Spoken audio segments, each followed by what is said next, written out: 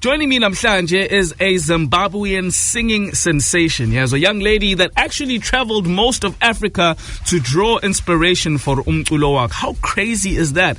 Please help me welcome Gemma Griffiths. Gemma, or should I say Gemma Griffiths, right? So you were born in Cape Town, kodwa ukhule Zimbabwe, right? Now I once heard ukuthi you'd rather live in Zimbabwe than right here in South Africa. So I'd just like to know, is that because you feel you can grow more as an artist, lapha Zim? So both my parents were born in Zim, and they ended up studying at UCT in Cape Town, and that is why I was born in Cape Town. I then, when I was about 6 days old, went back to Zimbabwe and grew up there. So all of my schooling, sort of my whole childhood was very much Zim based, and yeah, we'd pop in and out to Cape Town and visit friends and family that side. But for all intents and purposes, Zim was home. Zim has always been home to me. Okay, cool. So, look, I have to tell you the truth. You've got this special voice, right? I really like your singing voice, and your lyrics are very relatable. And also, Nje, your choice in beats, yabona, it complements your style of music, which is Zim Dance Hall, if I'm not mistaken. So, look, we know why you're special, right? I mean, we feel it, we can experience it through your music. Kodwa, ngokwakho, what makes Gemma Griffiths special? In your own opinion, what separates you from everybody else?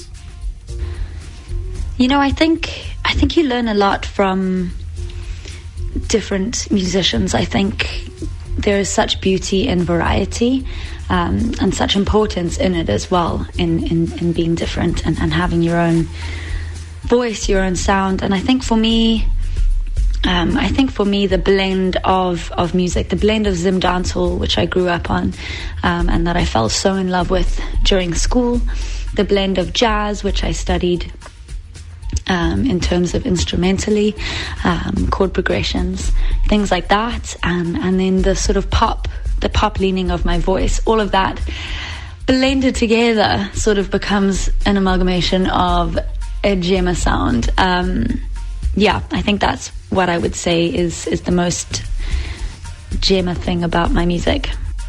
I like that, most Gemma thing. So, look, talking about Gemma things, your EP, A Girl from Harare, is great. It's truly special, right? Not only because of the final product, which is the music itself, but also just the process in creating the final product, you know?